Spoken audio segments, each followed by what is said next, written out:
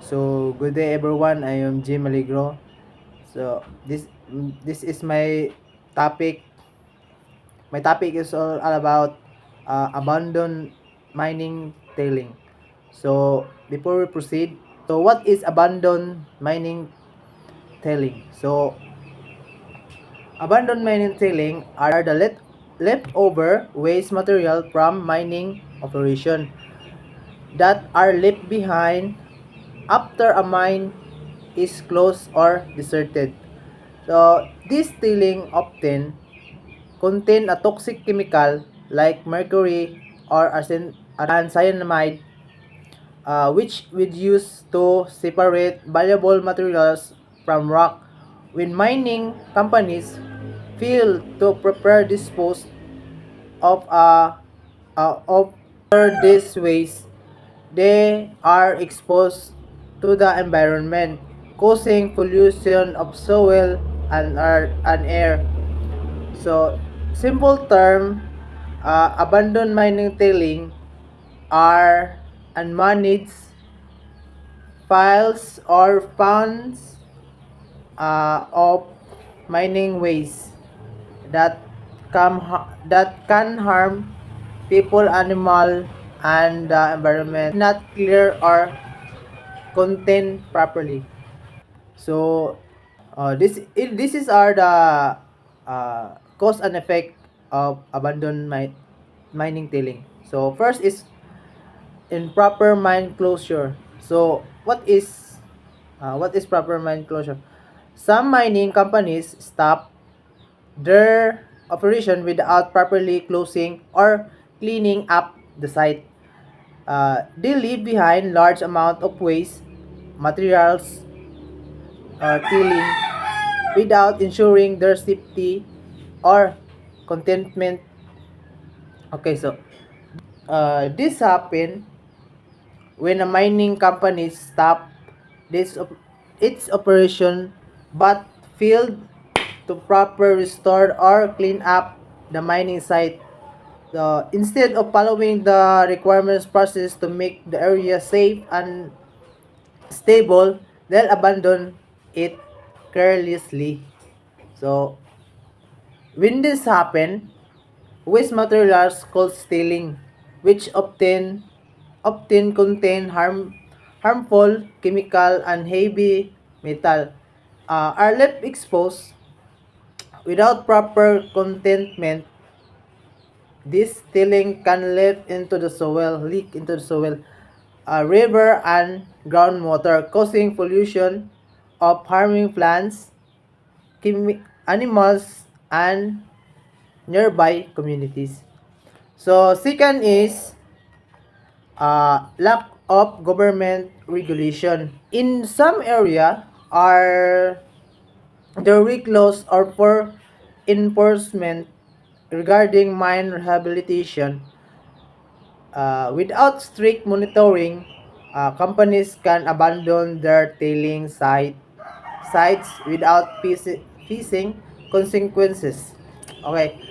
It means that the laws of rules about how mining com, uh, com, mining companies should clean up and restore mines areas are either weak or unclear or not proper enforced.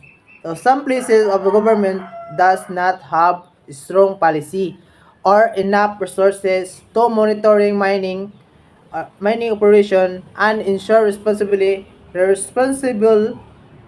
closure because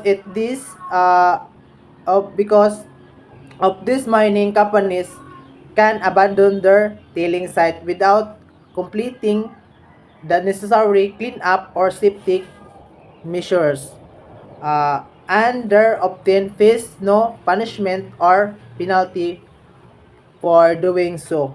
So okay. Uh, Third is financial problems of mining companies. When the mining companies run out of funds or go bankrupt, they often cannot they cannot afford the costly closely process of cleaning or maintaining the tailing ponds or so waste is simply left behind. So uh, when the mining companies run out of money or goes bankrupt, many tailing operation they very expensive, and once profit drop or resources are deplete, some companies cannot no longer afford the continuous operating, uh, let alone pay for the proper closure and clean up of the mine. Because of the process of rehabilitation, the land and maintaining tailing pond cost a lot. Companies facing financial difficulties uh, often abandon the site instead of finishing their responsibility. This is mean waste materials and toxic tailing are left behind without proper contentment or monitoring. So let's proceed. Okay. So let's continue as number 4. Old mining practices. So in this past, mining technology and environmental awareness are limited. Any old mining operation did not have proper system or tailing disposal or storage, leading to abandoned waste site. Site. Okay, good site. Good site. Okay, old mining practices. It means a mining method used in the past when technology and environmental awareness were limited. Back then, there were no proper system for safety disposing or storing mine tailing. As a result, many old mining sites are abandoned with leftover waste, causing pollution and safety hazard that still affect the environmental today. Okay, so continue the last one of causes, which is the natural disaster and neglect. So natural disaster and neglect, natural event like landslide, heavy rains, or earthquakes can damage tailing dams. When the area is later abandoned, the remaining tailing becomes unstable and hazardous. So, natural disaster and neglects can make abandoned mining sites even more dangerous event like landslide, heavy rains, or earthquakes can damage tailing dams or containment structures, causing toxic waste to spill into nearby land and water. When the site is later ignored or abandoned, these damaged areas become unstable and hazardous, leading to pollution and safe risk for nearby communities and the environment. So that as the last causes of abandoned abandoned mining tailing. So let's proceed the effect of abandoned mining tailing. First one is environmental pollution. So toxic substances like mercury, cyanide, and arsenic from the tailing can seep into the soil and water sources, causing long-term contamination of river, lakes, and groundwater. Environmental pollution occurs when toxic chemicals such as mercury, cyanide, and arsenic from mines tailing leak into the soil and water. This harmful substance can contaminated water or river, lakes, and underwater from many years, making the water unsafe to drink and farming and fishing. This long-term pollution harms plants, animals, and people, and it can make decades and It can take decades or even century for the environment to recover. Uh, let's continue for effect number two. Number two is health hazard. So people living near abandoned mining sites may suffer from health problems such as skin disease, respiratory issues, and poisoning from contaminated water and air. So health hazards arise from people live in near abandoned mining site that release toxic substance into the environment. Contaminated water, soil, and air can cause a serious health problems such as skin disease, breathing difficulties, and pollution from heavy metals or chemicals.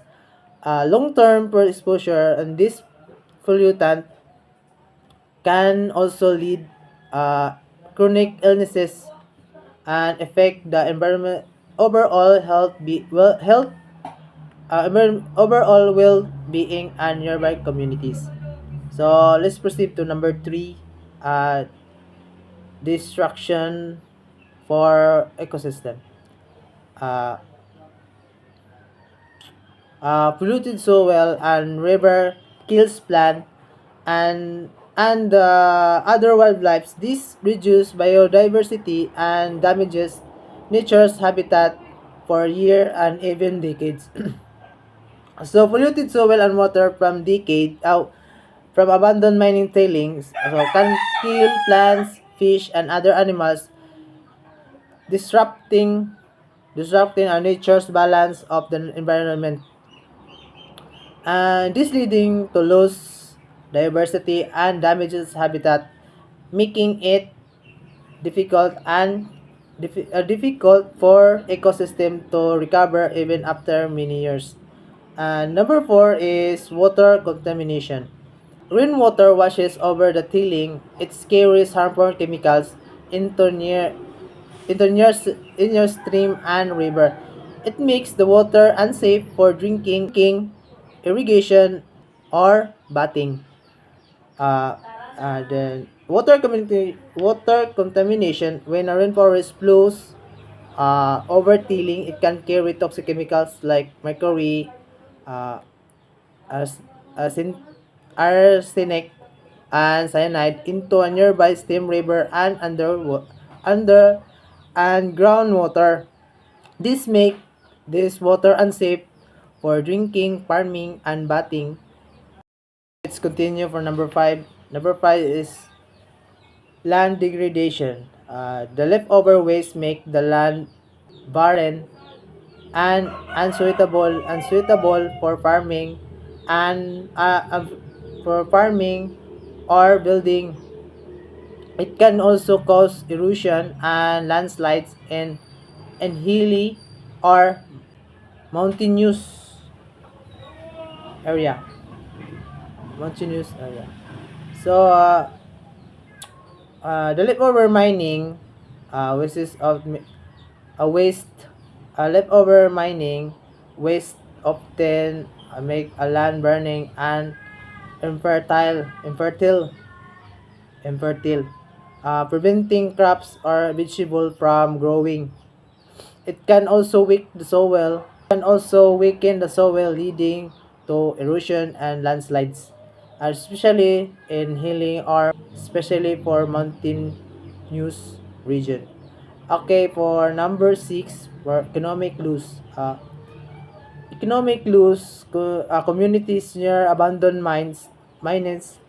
mines, abandoned mines may lose sources of livelihood such as uh, agriculture and fishing. Local governments may also spend large amount of money to clean up or resource the affect areas. Communities near abandoned mines can lose their main sources of income, such as farming and fishing, due to polluted land and water. Additionally, local governments maybe need to spend large sums of money to clean up and rehabilitate the damaged environment, reducing funds for another public needs. So let's continue for number 7, last one for effect. So accident and safety risk. So old tilling dams or ponds can collapse, releasing toxic sludge and causing floods, destruction of property, and even loss of lives. Uh, okay. Floods improperly old and poorly maintained tailing dams or ponds can collapse and overflow, releasing a toxic sludge that cause causes floods, property destruction, and even death. This incident pose seriously safety and hazard to nearby residents and the environment. So that's all my all report. Thank you.